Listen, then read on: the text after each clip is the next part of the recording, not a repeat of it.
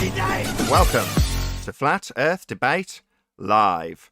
I'm your host, Nathan Oakley, and if you are new to this channel, or you've not done so already, how dare you, then be sure to subscribe, hit the bell notification icon and join button if you'd like to become a Nathan Oakley 1980 channel member and keep up to date with the Flat Earth Debate. If you would like to support the channel, there is a super chat that runs alongside each of these shows while they are live, and there's also a PayPal, Patreon and crypto link in the info box below the video. Also below this video you can get £50 for swapping your UK electricity supplier to Octopus Energy. Most importantly, if you'd like to join the discussion, simply mute the page you are currently watching, then click the link in the info box below this video to join the panel and express your views on the nature of Earth. If you do join, please don't swear. If you do, you'll be ejected, and if you are, please don't try to rejoin the stream using sock accounts. You'll be warmly welcome back on the next stream. Please also share the show on social media. Sharing the show obviously increases the live audience, but this in turn increases the chances of a more diverse panel, so please share the show on Facebook and Twitter. One last time, if you're new to the channel or you've not done so already, then be sure to subscribe, hit the bell notification icon and join button to keep up to date with the Flat Earth Debate. Now we are joined by Neil the Adam Meakin, Sleeping Warrior, Father of a Stolen Child, 10th Man, Arwin, and a whole bunch of people in Discord, so welcome one and all. Hello. Good afternoon. Good afternoon, everyone. Good afternoon, wherever you may be. Shout out to Paul Connell immediately for hitting the super chat. Straight out of the gate. Any evidence of a good RoboCop sequel? I mean, physical geometric sphere edge horizon formula. No. No.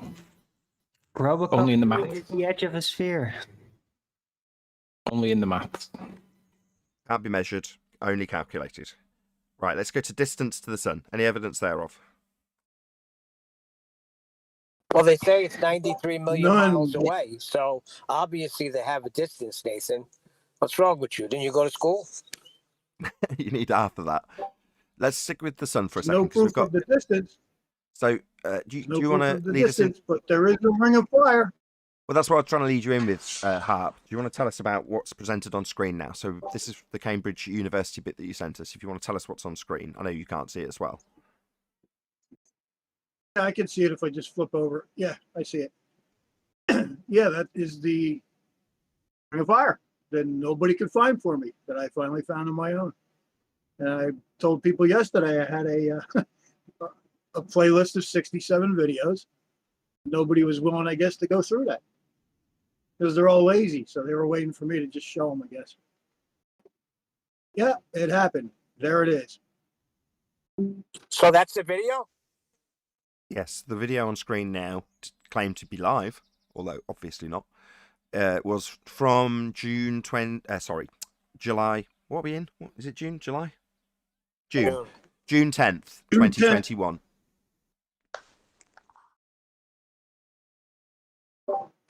Yeah, So another strange thing is that Mitchell from Australia is putting his he made a video, man, and he made it in a way that was kind of stupid. So he's going to get crucified for what he did. You know, I didn't do that. We didn't do that. We were just taking him on to find it for us. And we're not saying your globe is wrecked, and we're not saying anything. We're just saying, oh, where was it? Yeah. You guys didn't find it. I did. So this is the only one in existence then so far that we've been presented with. Here's the Ring of Fire. Okay. Great. So Oh, there's another one. okay, where's There's the second actually one? another one. So just let's credit this one first. This is from let's credit this one. Go ahead. Let's correctly credit this particular one first. So this is from Cambridge, did you say?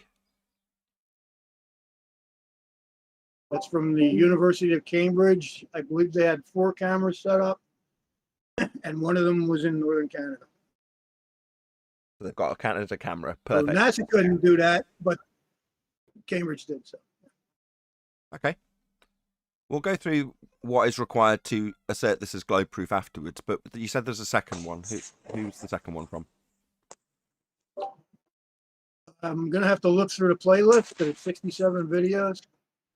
It's funny that just happens to be the 33rd video that I just showed. That one is 33rd video. That's weird.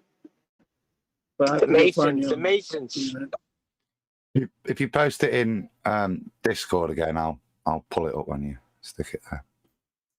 My waist size was 33 at one time. Uh-oh.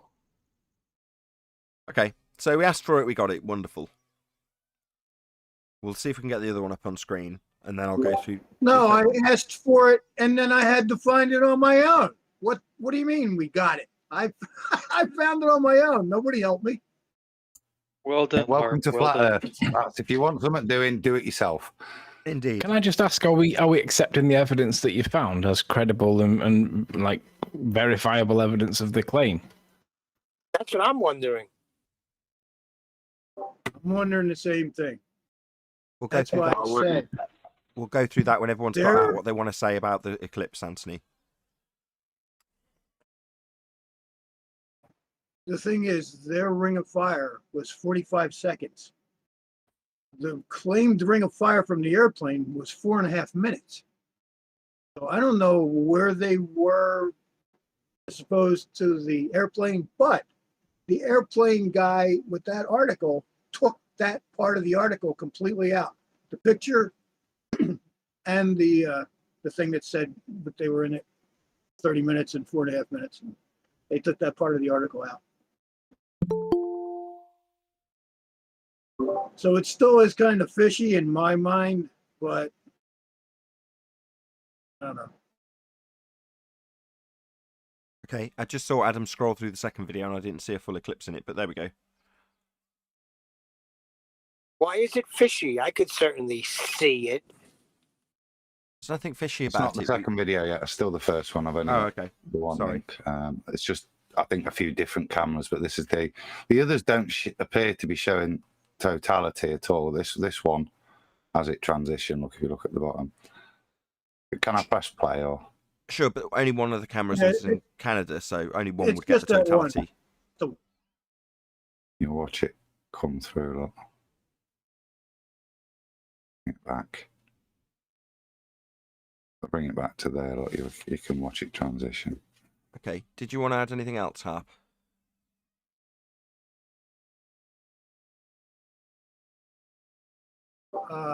Trying to find that other one. Oh, okay. Just give us a heads up when you found it. In the meantime, Anthony, do you want to re-ask your question? So, based on the information that we've obtained, that we found by looking for it ourselves, do we accept the evidence in terms of its credibility and its verification of the claim that was made? What claim's been made, do you think? It was supposed to be an annular eclipse of the moon passing between the Earth and the Sun. When it's an annular eclipse, it's because it's either at perigee or apogee, whichever one it is. So it appears a little bit smaller. So the ring of fire is explained in a very small corridor, and it was passing over Canada, somewhere in Northern America, somewhere. And if you're in that area, you get to see the ring of fire. Now that to me, I don't know whether that's credible or not, but that to me looks animated. It looks like it's computer generated. It doesn't look real. Okay, I'm just wondering what everybody else thought about it. You're focusing on the part of the affirming the consequent, which is the evidence being presented. How does this link to the claim? Well, that you made the claim in the first breath that the claim is that we've got an orbital mechanical motion that's causing this effect, correct? Yeah. How does it affirm that claim? Oh, God. How does it... Anthony, how does it affirm that claim precisely? If Moon passes with a ring of fire with respect to the eclipse, then Earth in a heliocentric model. Moon does pass the way we perceive it, therefore we must be heliocentric. Okay, so you start with you begging the question fallacy of orbital mechanics, and then tie that to a predicted event, and then say because of the predicted event, orbital mechanics, correct? Yeah. So this is called affirming the consequent formal logical fallacy. If P, that would be heliocentric orbital mechanics, then eclipse. That's Q. Q, eclipse, therefore orbital mechanics. So it's an affirming the consequent formal logical fallacy. If P, then Q, Q, therefore P. It doesn't affirm the begging the question fallacy of orbital mechanics. It affirms the consequent by using an event to confirm the begging the question fallacy in the P statement? 10th. Can you pop yourself on mute? Yes. Oh, I'm sorry. See, that's what I mean. You guys made that up, affirming a consequence formological fallacy. That's not real. I'd like to make a comment if Adam could put the picture back up. Okay. Good. Remember a week and a half ago, we talked about the moon and you can't see it for 2 or 3 days in its circuit. And here it's blocking the sun. And they know where it is from the calculation, like that one guy called in. Well, we know where it is. I said, great, then it should be blocking the stars. So here they got what they say is the moon blocking the sunlight. And yet they can't show it to us when it's not visible like this in the sky, when it's just this black silhouette. It should be blocking the stars. So since they've mapped all the stars, all you got to do is go to their calculation of where they say it is from their model. And a circle of dark nature like this should be blocking all the stars from behind it, but it's not, because they can never see it. So something's wrong with this, or their model. Because obviously it's blocking the sunlight. So if it's blocking the sunlight, it's also got to be blocking the stars behind it. So they should know where the moon is all the time, but they don't.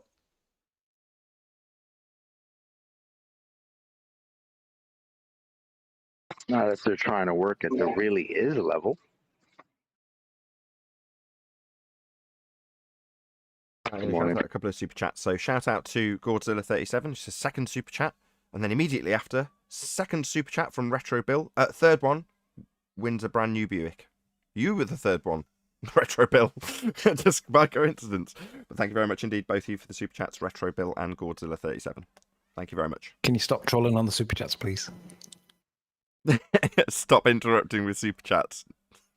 Or trolling. Morning, chocolate.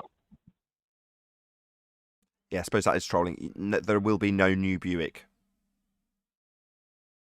I agree with Anthony. It looks like it's fake to me. I don't see how that looks real. Why? Who cares if it is or isn't fake? It's used to affirm the consequent. I've stood in the path of totality before. It looks real to me. Looks real. If it was predicted in the almanac, I've seen an eclipse before myself with my own eyes. They happen. So what?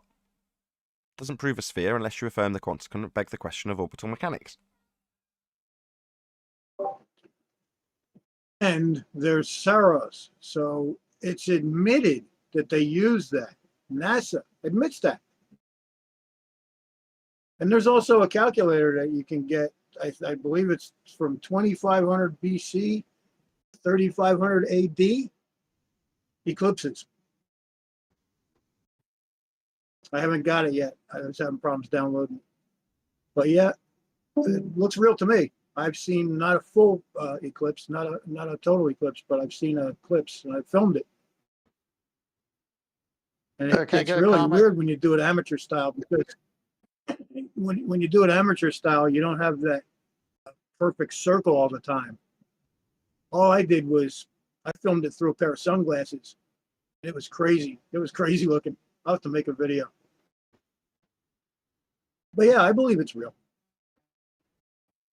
Doesn't make the earth The glow. best one for me, the best one for me was I'm sorry, Tom, if you wanted to say something, go ahead. Well, we've talked about, and I think Adam brought it up before, back to the time of the Babylonians. They've been predicting eclipses. And as Nathan said, they're going to use it to affirm the consequent. So the whole thing is, all this is happening over a flat plane because they got no R. And they're saying, oh, it's happening over a curved earth. Well, they can't even tell us what straight and level is because they think that's curved. So there's all kinds of problems if you're going to use this to prove a curved earth, because you still got no R, and this has been happening since the time of the Babylonians. So what are they actually proving? But what is it? What is causing this? Good question. That's not what we're talking about right now. That's the point. It was summed up by Anthony in his question. So the cause is orbital mechanics in the heliocentric model. That's the cause, according to them. It's an affirmative consequent form of logical fallacy that assumes these bodies are obscuring one another, occulting one another, however you want to phrase it. But that is their assumption. It's not a validated causal effect relationship in any way, shape, or form. Well, that can't be the moon, though, because then we'd be able to see that with stars blocked out when we don't see the moon, and they can't show us that. So that's what I was gonna say. Like, one of the best things I saw was what's his name? Crow. I think it's Crow 777, something like that. And he has this ill camera set up, and he was trying to film this the eclipse. I think it was the one of 2017, maybe. And like he had clear shots of the eclipse, and he was trying to find the moon before and afterwards, and he couldn't. It was, I mean, he had all types of sophisticated equipment, infrared, all of that, and he just could not find this supposedly physical object that supposedly is going to block out this light in the sky, and you couldn't see it anywhere. And it's like, well, why wouldn't you be able to, if this is a physical object about to obscure another one, right? So to me, it's just crazy that this thing is not seen anywhere before, during, or after, but supposedly we see this darkness and we think that's the moon. It's just crazy. Yeah, those sorts of problems occur when you make those sorts of assumptions and then validate it by way of an affirming the consequent fallacy, as opposed to validating that any of these things have any physicality to them whatsoever. Well, if they validated it with lies, the moon landing is claimed to be the validation that it's a rock in the sky. Now, I don't know if that's true. It might be, but they certainly haven't validated it by way of the moon landings because they claim to travel through a second law of thermodynamics violation sky vacuum.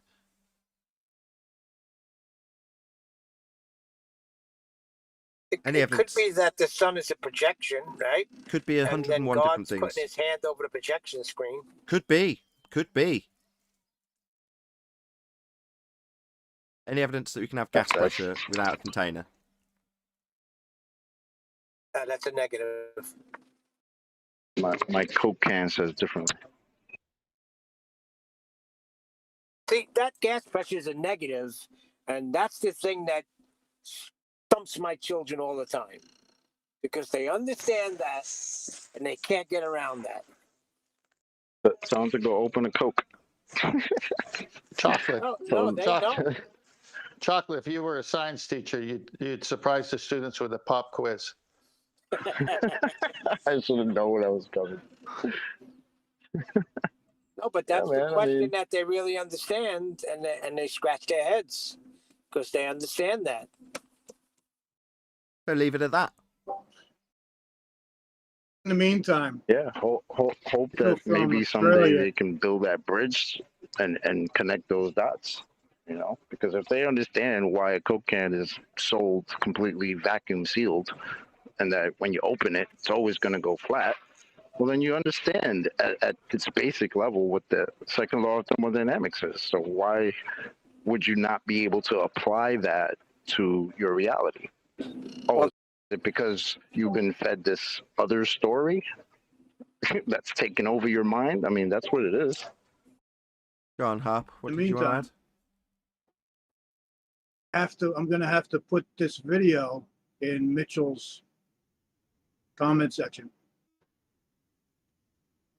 And you know he got this from here, right? Because he just mirrored one of Huey's numpty videos yesterday. So I know he got it from here. He should have relaxed and don't waited. gloat. Right. The way I saw Mitchell's video was akin to Anthony's advice, if he'd have had it from Anthony. What should I do with this information? I want to find out the eclipse. What shall I do? Make a claim, poke the bear. Say they haven't got it and can't get it, and see how quick you get it. So what? Back to gas pressure out of container. Yeah, I'm just saying. Hold on 1 second. I'd take it on the. If I was Mitchell, I'd be taking it on the chin. If someone says, "Here it is," I go, "Okay." If you're watching Mitchell, just say, "Now affirm the consequent for me, bitch." If someone comments that.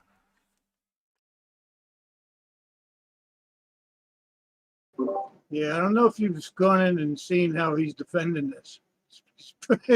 He's got his balls on the chopping block. Sorry. Not if he understands that it's only ever going to be used to affirm the consequent and beg the question of orbits. So long as he knows that, he's fine. He's just poked the bear and got a result where he may not have got one if he hadn't.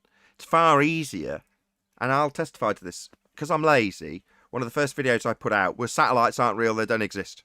That was one of my first videos. Why? Well, because it didn't make sense to me for whatever reason, so I just went with it and put it out there to see if I could be proven wrong. And people posted me links, which I clicked on and laughed. And I was like, thanks for doing the research for me, troll. You know, one of them was Sly Sparkane. He used to provide all sorts of stuff. I think he eventually got smart to what I was doing and stopped doing it. But it's like, yeah, go out and do my research. I'll make an outrageous claim and you go and do the research. Just leave it like that. Why not? Very good, Nathan. That's pretty good. Well, you're going to get stick for it. Not very good if you've got a thin skin and you don't like people going, you idiot, here's how you're wrong. But then you have a research into what they're saying makes you wrong, and you find out that it doesn't make you as wrong as you thought it might have done. So that's what I mean. So on surface level, if you're just thin-skinned, I remember discussing this with Fake Clouds in the Sky was the name of his YouTube channel. He also went as Fake Spaceman in Space and Sock Account and various other names.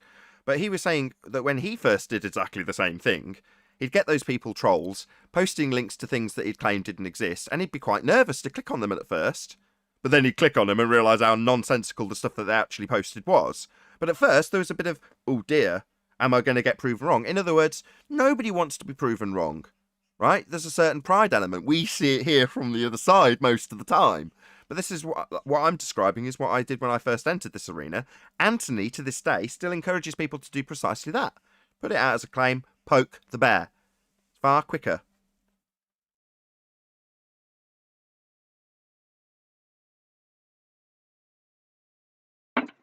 Go, Adam, go. Yeah, I was going to say. Just to come back to what the ballers would claim with their affirming the consequent, you can turn it around and use the same logic. I would suggest that if Rahu and Ketu exist, in this case, it's going to be Rahu because we've got eclipse of the sun, then the model will predict a ring of fire on June the 10th. We do see a ring of fire on June the 10th, therefore it's Rahu and Ketu that are responsible for these events. Precisely, and it's just what they'd love. Much better to have two people arguing, both with an affirming the consequent, in false dichotomy. So it's either, if P, flat earth, Rahu and Ketu model, then Q, ring of fire. Q, ring of fire, therefore Rahu and Ketu on a flat earth. Now let's put that up against the false dichotomy of a heliocentric model and see who wins. No. A begging the question fallacy on both parts, an affirming the consequent formal logical fallacy on both parts, and a false dichotomy when they're stacked up against each other. So triple your trouble fallacy when you do that, Adam.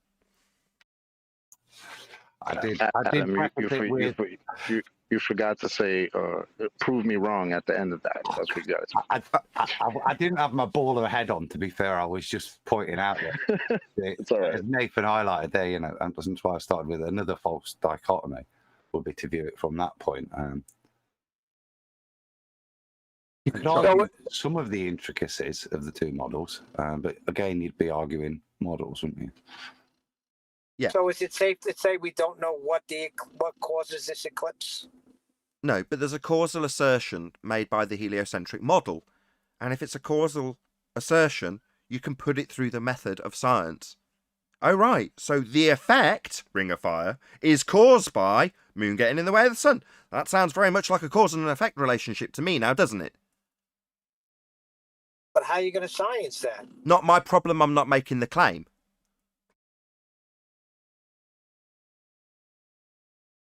So in 2017, when I filmed that, I was looking for the moon. There was no moon anywhere in sight. Before or after, there was absolutely no moon. I was looking, I was watching. I was even talking about it on the video I took. It's not the moon that causes it. And at one point, right, they're talking about these little Bailey's beads, right? When you're looking at it closely, watching it, like even do it in slow motion, and you see some weird shit going on, man. It's not the moon. And then they say, well, this is because the moon is so filled with mountains It's got such a mountainous range. I'm like, what? Where do we see that? Mountains. Where have we What? seen mountains except for the fake But moon? we landing? don't see it because of mountains. Are you having me on? Is that really an answer you've got? These are called Bailey's beads when you're watching this thing come in, and it's all broken up, like it looks like it's very strange. Where you're trying to go, what is going on here? Well, they explain this away by saying that the moon is filled with mountains, and they call this Bailey's beads effect. Watch it. Okay. I'll check it out. Another shout out to Godzilla37 who says, okay, let's do this. 51st Super Chat wins a Tesla. Go. Well, no, there won't be a Tesla, but if you Super Chat, you can think there's a Tesla. That's allowed. Any scientific evidence of gravity? What's that? You can think First of it have as a to find force. out what it is. So, did you guys watch Quantum Eraser's latest upload about fossilized dinosaur bones that weren't dinosaur bones that were being passed off by Bones. Miles Davis's flesh that Bones. was fossilized? It's a bit like gravity in the sense that whatever fossilized claims that you're making, right? When you realize the thing that you're looking at reacts with the acid in such a way that shows that it's not old, it's new, it's modern, it's not old at all. And what do you do with that information? Well, if it doesn't go with your paradigm, you're going to either make it fit your paradigm and lie, or you're going to say, hey, this proves that this is nowhere near as old as what it seems. So I'm going to dismiss my own perception of this bit of bone fragment, and I'm going to say that it isn't dinosaur bones at all. It's the same with gravity. If you believe that gravity is a force that can accelerate mass, and you look into it and you realize that it's simply an effect of something else that's being caused, and gravity is the effect by definition, and that doesn't match your it doesn't match your position, your perception, right? It doesn't match your bias, your cognitive bias. So what do you do with that information? Do you shoehorn it in and make it back into a force? Or do you accept that it's not a force at all, it's an effect, and that effect has got a defined cause, and it doesn't match my paradigm, but I'm going to have to change my position because gravity doesn't accelerate matter in physics today, in science today. Gravity is simply the perception, and I say perception with emphasis, the perception of acceleration in space-time of things in the sky. That is literally the definition.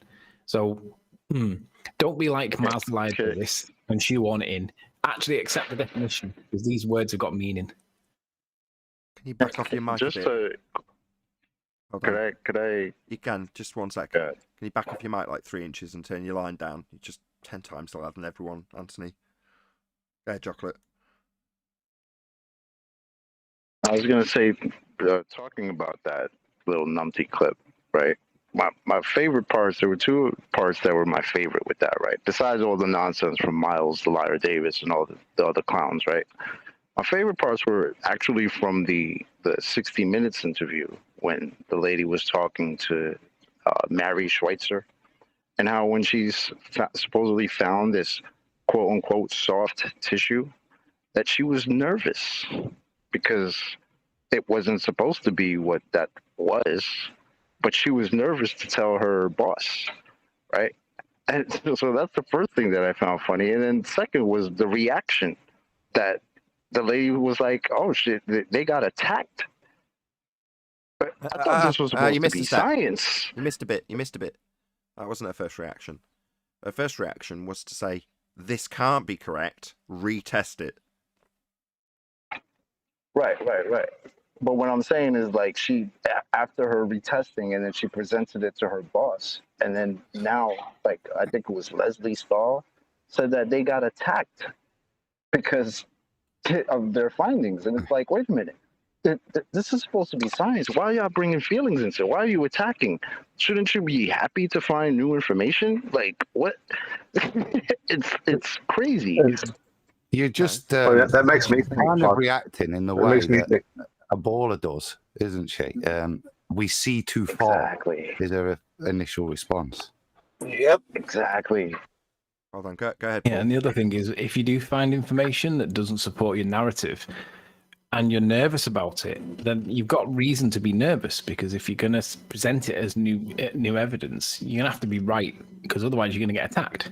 And she did get attacked, but she seems to have just basically doubled down like ballers do, because she's been attacked from all quarters, it seems. But she seems to be representing it, and it's like, how's science going to deal with this? Are they just going to turn a blind eye, or are they going to keep calling her out? Where do we draw the line with what is supposed to be a responsible behavior by people investigating for things like bones, and how that person interprets the evidence and then twists it to match their bias? Nonsense. And the crazy part is Just one that sec, her John, boss just is one sec. Haven't we heard? Just one sec. Go ahead, Paul. Haven't we heard though through this whole discussion that science is you're always trying to disprove your theory. So like if you have this theory of evolution, so you ultimately should be trying to disprove it. So here's something by its own from its own experimentation seems to be disproving evolution. So they should be accepting it and clapping their hands and look, we've just disproved evolution.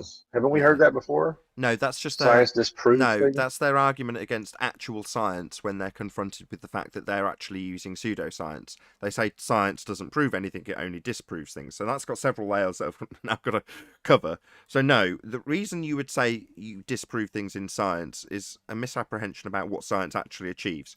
It's empirical because it proves things with its null and alternative structure. That would be to say that in the hypothesis you've got one thing that is validatable only and the other that must be invalidated upon experimentation.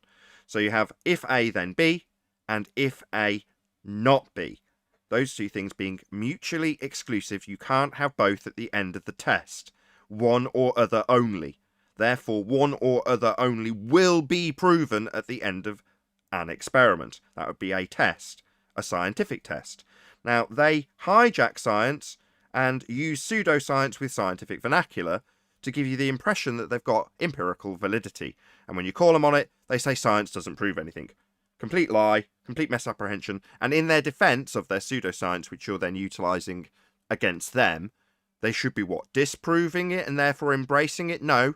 They're in a cult with a religious belief and they only seek validation and confirmation bias, while they tell us that science doesn't prove things and that it only seeks to disprove things. Well, no, they choose affirmation of their original belief, in this case, evolution. Well, and really what I'm trying to, I guess, the point I'm trying to make, though, this is exposing their own doublethink. In one sense, it's supposed to disprove things, but really it's trying to prove things. So you find something that disproves it, that's proving something else, like that actually, I can't even think of it now. The non-fossilized flesh shows and disproves the age of the fossil.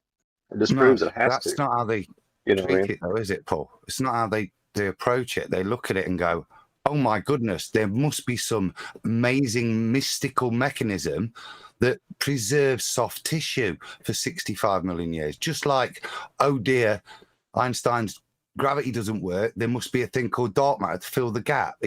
They find an excuse to maintain the paradigm, not as you're saying, apply logic and even their own weak version of pseudoscience. They reject that as well. Yeah, it's They've like the guy already with the got gun. the story well in place, right? So like- coming up to an impossibility in your story. Well, no, we can't have that. This is why this poor lady was scared to show her boss, who's this big paleontologist, who Alan Grant from Jurassic Park is based on. Come on, and you're scared to tell him, and then you tell him, and then you guys get attacked by your fellow scientists. Come on. Quick shout out. Well, think about it too. Sorry, just one second. Shout out to Slow Mo Moon, who sends me what can only be described as a flashing Tweety Pie. Thank you very much indeed for the super chat. The police know he didn't do it, and then the police basically get evidence that proves he didn't do it, but they've got that much vested in this case that they're going to find a way to shoehorn it onto this guy anyway. That's why miscarriages of justice happen, because people get accused and convicted of murder that they didn't do because they find evidence that doesn't match the story, and they push it through anyway and say some stupidly remote argument is plausible, and then because it gets presented in such a way, the jury can be duped by it. That's why miscarriages of justice happen. But there's also another implication. You're right on that sense. They're so invested in their theory, but there's another piece of it that never gets talked about either. If you determine that the Earth is not 65 billion years old, whatever they say it is, and it actually could be young, what's the implication to that? Could that give credence to a certain position that certain group holds, and that would give credence to that? So they can accept it. And I'm not going to say what that is, because I think you guys can guess what I mean by that. You know, especially people that believe the Earth is young and not old. Go on, Anthony. Did you want to respond to that? Of course, that is exactly what it implies. It implies that we are young. We are not infinitely old, like the way they tell us. I mean, even if we were infinitely old, they don't have the right duration of time anyway. Because like, if you do any research on the pyramids, you can tell that they're not 4,000 or 5,000 years old the way we get told. They're clearly older than that because the evidence supports it. But it doesn't support the paradigm that humans have only been on this planet for about 10,000 years maximum. Most people think that we were on this planet for about 8 to 10,000 years. But then you find the pyramids are clearly older. You find evidence like Göbekli Tepe that's clearly older. It's 12,000 years old. And that tells you that we must have been here longer than what the claim of before Christ is, that we were here 2,000, 3,000, 4,000 years before How Christ. do you know? How do you know it was we? How do you know it was humans? You How could do you know say it the was realm 12,000 years? One at a time. and there were buildings. One at a time. You've Anthony, just don't questioned. scattergun him. Just let Anthony answer. Well, the claim is that we're supposed to have lived on the Earth for around about, it depends on who you ask, between 4,000 and 8,000 years. Some people accept maybe 10, but no one accepts that we go back further than that because dinosaurs and all that lived before us. But the reality is there are artifacts that are man-made that go back 12,000 years, and the pyramids are way further. That's So what it's I'd like- question, Anthony. What? Anthony, what How I'd do you know question there is you've looked at ancient archaeology in terms of dinosaurs, and you've shown that the dating mechanisms are bunk.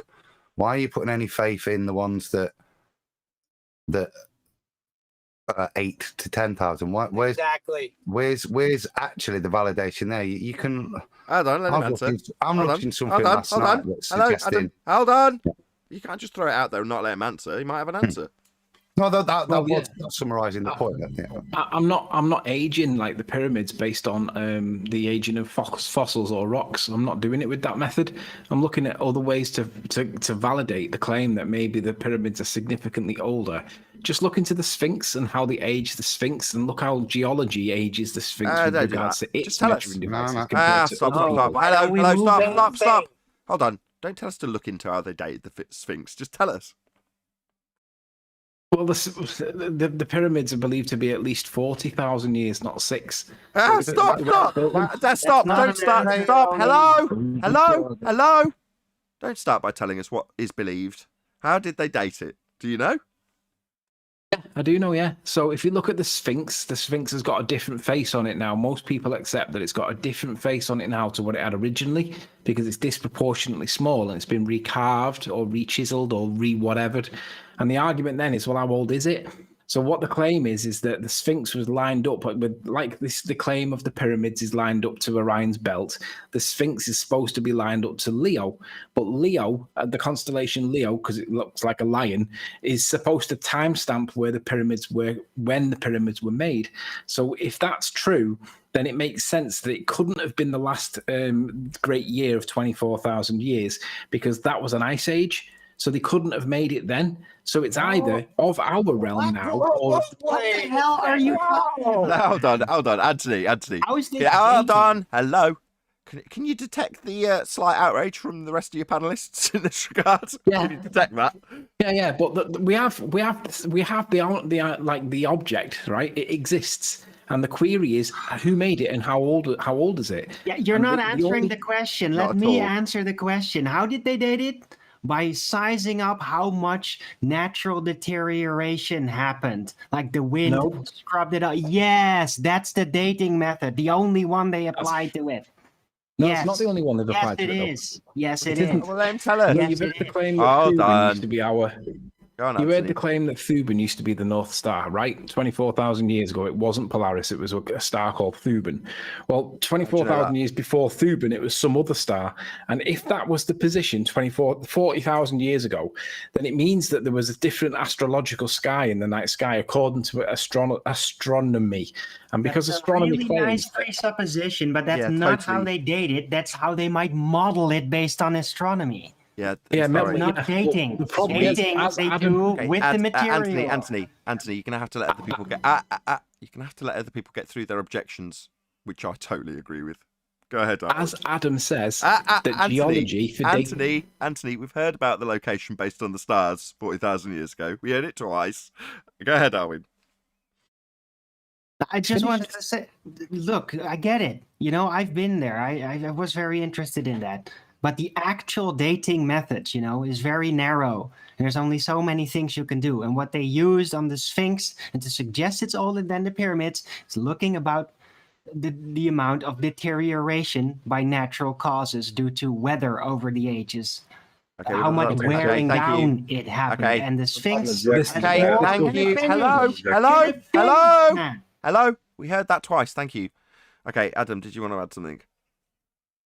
The only thing I'd say with regards to the Sphinx is what they are suggesting is that the Sphinx, whilst previously suggested being older, is actually newer than the pyramids. There's a million and one ways of looking at basically the rock bed that everything's built on, the pyramids and that is sacred as well. And when you look at the base constructions, so that you can build a million and one theories into how you date these things, which are undateable, but all of them seem to have to fit some kind of pre-existing paradigm. So they'll crowbar it in whatever way, whether that's biblical or kind of evolutionary way, but none of it's validated with anything scientific. It's all correlation, even down to carbon dating, which is bunkum. There's nothing real other than the paradigm you want to put it in. And listening to what Tony is saying in terms of stuff, listen to how current people try and place things on the plateau and how they have to fit crowbar it in by getting a different North Star. Yeah. Where's the evidence for that? It's all crowbarring into some pre-existing paradigm that I don't. You're right. Let me respond to that. Keyword is undateable. He said undateable. Just let him respond. Let me respond to that. So Anthony. originally, Adam's question is, why do you accept geology for the aging of rocks when it's not reliable? And I agree.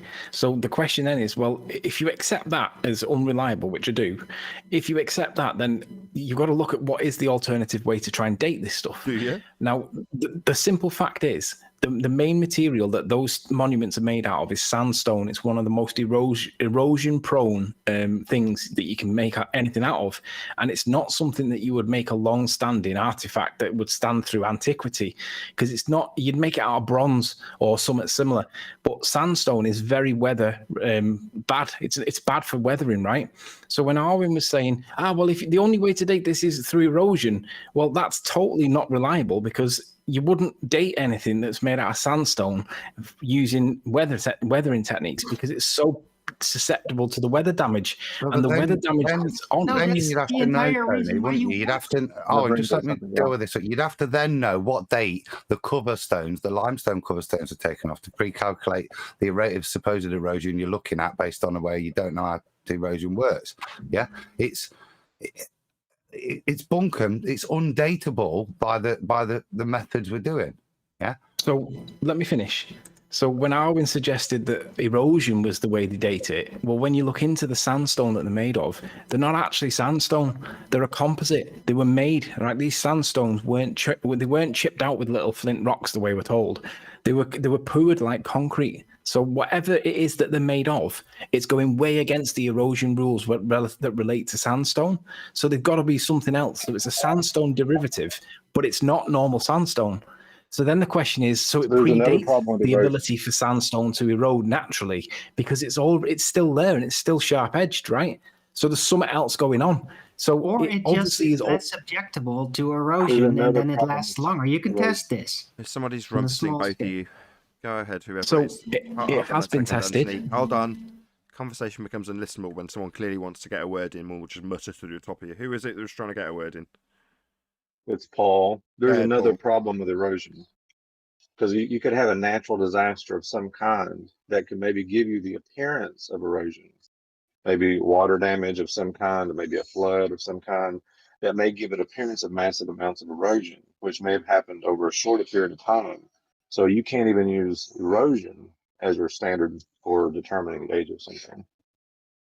You can't. Well, Yeah, if one thing happens to subject that thing, it's going to subject everything. So it's just going to be put on a scale with that as an option, and then it becomes stretchable as how much time roughly passes. So yeah, an exact time never going to happen. Okay, but fine. you can size it up as to Fine. just like Let's draw a how line many under it things then. it went Okay. through. So this isn't going to get us closer to it, and we can argue all day about how it doesn't prove it. That's wonderful. Let's just draw a line under it. We don't know the age, and as much as I can claim, hang on. if I get the... Hang on, there is more to it. There is more to it. So Arwin said that you investigate the sandstone, which is what has happened, and the Institute of Advanced Polymers in northern France investigated the composition of the so-called sandstone outer case stones of the pyramids and found that they were poured because they've got water in part, like inside it, so they've poured them like concrete. Now that is established fact as far as I can tell, because the Institute of Advanced No, Polymers. it's not. That's what they've confirmed. That's what their claim says. They Okay. say that it's poured like concrete. Okay. Now, whether that's true or Sorry. not isn't my point. My point is that there is supporting evidence for that, which means that there's something else going on because it's been made pre the ability of sandstone for it to last, because it's not very erosive protective, and it's stronger than concrete. So the question is how.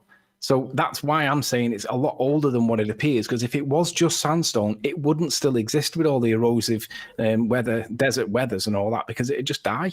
Couldn't Okay, that mean thank it's you. just So, new then? Again, we've not got any closer to the actual dating of anything. Well, that's course the you reason can. why I suggested. That's why I just leads suggested the us angle. back. My bad, bro. Go ahead. That was the reason why I suggested that the angle of it pointing to the constellation of Leo, but from 24,000 years ago twice, the Great Year, is the most, in my opinion, it's the most probable time quantification element that I've found, because nothing else matches. So it's like, of all the arguments that I've heard to date these things, that for me is the most persuasive. Right, Does it because mean it's it's true? pointing- No, it's just because my I've got a opinion. problem with that. Hold on. I heard that was your first claim, because it's pointing in a certain direction, in alignment with a certain star at a certain time. You having me on? I've I've got got a a problem with much that. more compelling argument for that, Tony, and it's the complete reverse. It's not positioned back in time. The position's to foretell something in the future. That's why you build something that magnificent. It's not to mark the past, but to give warning of the future. Oh my God. Specifically the coming of Christ. So within 25 seconds, Anthony, your interpretation of its orientation for whatever reason, setting it in the past, has just been flipped completely on its head with the antithesis by Adam, which is saying, no, the alignment's pointing to a future alignment. So, well, who's right? This proves absolutely nothing. That's the problem. Well, also, You you base have to your know- hold on, time-based Erwin. assumptions Hold on on, astronomy Erwin. only. Go on, Paul. I said you would have to know the intentions of the builders and what they were trying to do. If you're trying to look back without any record of saying, well, we built the pyramids for X and for it to do X or Y. If you don't have that record, that's what it was intended for. Anything you do looking backwards is speculation. So even your own argument falls apart.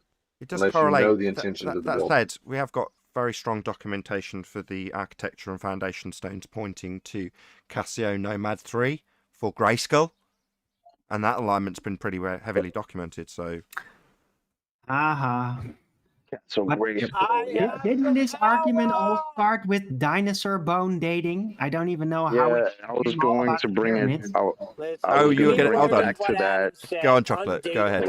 Go ahead, Chocolate. I was going to bring it back to that was my point. I didn't want to go into the tangent of the pyramids and all that, but it does relate because we're talking about dating and how the mainstream science, once they find something that they try to date and doesn't match with their mainstream narrative, they panic and even attack their own. That was my whole point with Mary Schweitzer and her being all nervous because she found something that's not supposed to be possible in 1,000,000 years, let alone 68 million years, her words. Right? Well, yeah. Right. And There you go. I don't even understand like how they're supposed to be dating things with fossilization anyway, because petrification happens really quickly, and what it effectively does is it replace. If I get this correctly, Adam, correct me if I don't. It basically replaces most of the molecules or every part of it with the chalk with mineral material. It completely mineralizes, so it doesn't transform, it replaces it by seeping it through, and then it becomes replaced. So how it could compartmentalize and one part would be dissolvable in acid and another would not is just inconceivable unless part of the bone was adamantine or something. That was detailed by QE. It's a contradiction in terms, right? It's either fossilized, having gone through that process, or not fossilized, it's tissue.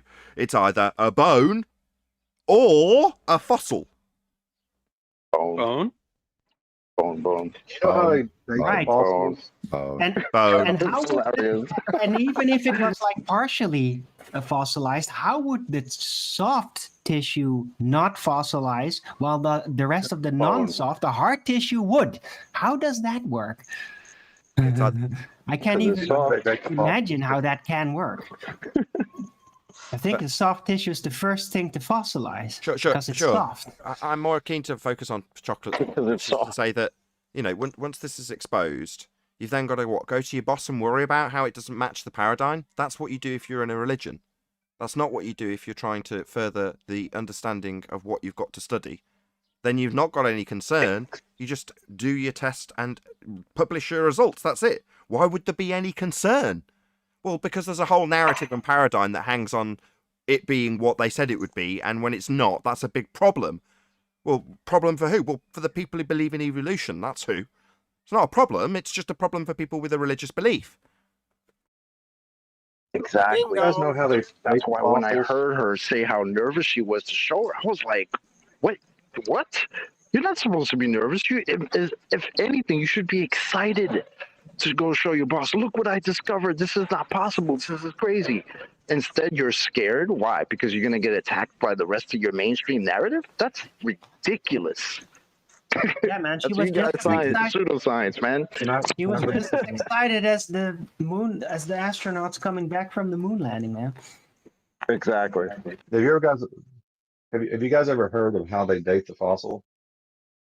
They date them. No, this is very accurate. They get it from the rock. So the rock has certain layers that they can identify the age of the rock from, and that's how they get the age of the fossils, because obviously they're found in the rocks. So that's how you do it. How do they date the rock? How do they date the rock? Well, no, that's also very simple, because obviously there's certain fossils in those rocks. So you know the age of the fossils, so you can obviously tell how old the rock is. Obviously. Didn't you know that? Oh yeah, yeah. Wasn't there like a false duality? I think this between- entire back and Hold on, forth everyone. between Paul and I should be interrupted by 3 people. I was just going to No, say, have you Mary heard- Schweitzer. Have you heard? Okay, go ahead, Tant. Go ahead. I was just going to say, Mary Schweitzer's boss is in denial because she proved it was a pyramid scheme. Boom, boom. But Hey, I hey, think here's another- fossil, if I Hold on may a second. input something quick, No, fossil dating is No. supposedly based on the layer the fossils were found in, and then the layers, then the age is supposed to be because the fossils were found in it. So it's like this weird feedback loop with fossils and the layers they were found in. It's a mess out there. Yeah, I'm pretty sure that was the point Paul Have was you ever making heard by of- leading me with that question. But That do you was want to exactly- summarize it as well? Go ahead, Paul. yeah, that was it. There's actually another thing that just debunks the fossil record is fossilized trees that were fossilized through the strata.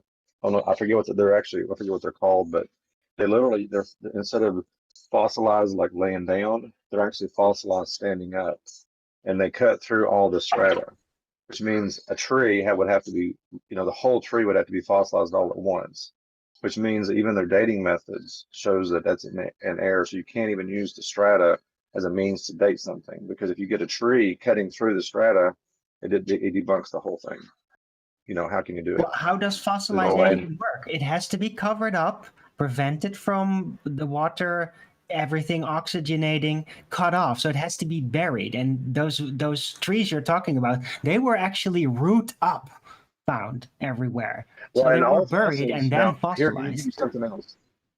Well, and you think about this, all fossils, no matter what they are, have to be rapidly covered. For example, I remember when I was delivering freight, a dog died on the side of the road. You know, I saw it. It was brand new, fresh kill. And over the course of, I don't know, a month, nobody cleaned up the dog, neither did I. So don't get on me about not cleaning up the dog. But I literally watched this dog over the course of a month or more go from, you know, like a big dog all the way down to the ground of where it laid to almost it was virtually gone except just the husk of the skin. So all fossils, a massive covering had to occur all at once for any kind of fossilization to occur. Well, there is something that people talk about that rapidly cover things over a short amount of time. And if 10th Man wants to jump in on this one, I'll let him get in since you wanted to talk. And everybody doesn't want to talk about it, but it's this massive thing called a flood that there's evidence all over the world about it. So just saying. Right. And then much later, even potentially a mud flood, which is even more direct for that, right? Because it's covered by mud, not just water. Now, if you'll turn to Well, wait a page minute. 57 of your hymn book, Hold we'll on a second. sing, Who Built the Ark? Who built the Ark? Noah did. Well, wait a minute, though. Noah Even mud did. flood, let's talk about a mud flood for a second. You know, when I see water rush, like we was at the ocean, and we see the waves, last week we were at the ocean, and we saw these waves come in and constantly lashing on the side of the shore. It brings a lot of sediment in, and then it kind of muddies the water, and then it settles down. So I guess you would say the things at the bottom of the water would be called mud. Sediment. Right. Water rushing is going to mix everything up. It's going to turn into a muddy soup. Then eventually it recedes, it settles, and it's like a giant swamp everywhere. Called basically. sediment. Sediment. Hello. Right. Sediment.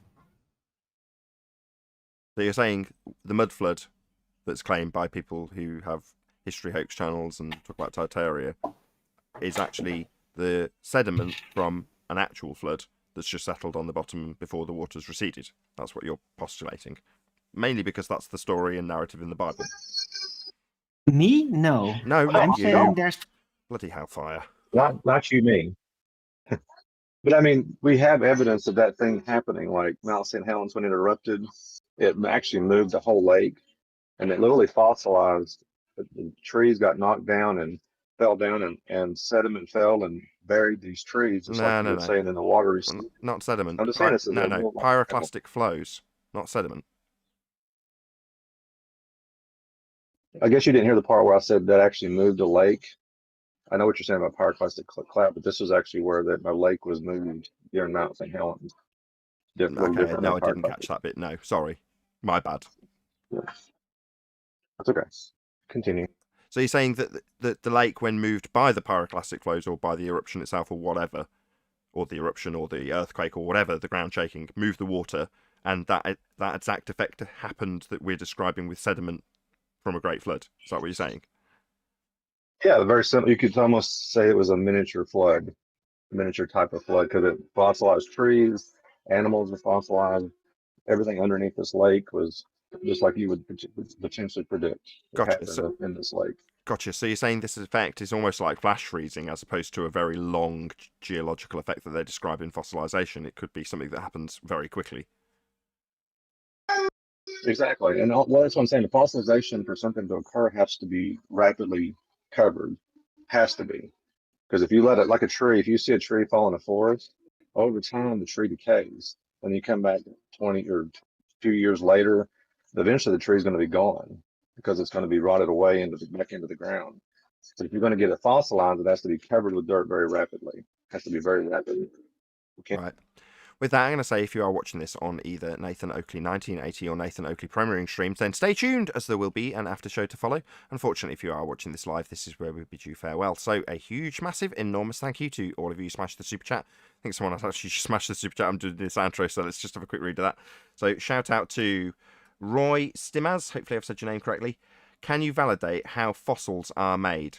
There are fossils of things that make no sense with how we think they are created. Yeah, I think that was the closing discussion, Roy. So thank you very much indeed for your super chat. But yeah, I think we'll probably end up discussing that a bit further in the after show. So once again, stay tuned if you are watching on either Premiering stream. I've been Nathan Oakley, and I will see you all in the next video.